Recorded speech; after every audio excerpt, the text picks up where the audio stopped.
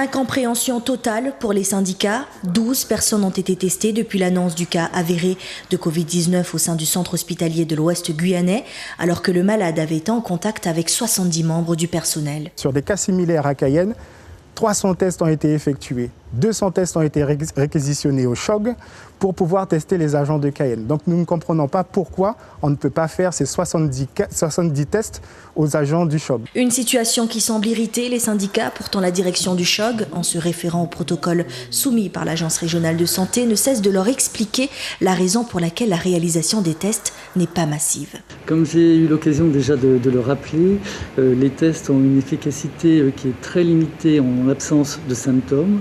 C'est la raison pour laquelle actuellement les tests sont mis en œuvre dès lors qu'il y a symptômes. Bien qu'un déconfinement soit prévu le 11 mai prochain, le virus sévit toujours. C'est pourquoi le syndicat UTG réclame une généralisation des tests également et le renforcement des mesures à l'entrée de l'hôpital. On demande à ce que lorsque les personnes arrivent, qu'ils ont systématiquement le gel et la température, la prise de température et les masques.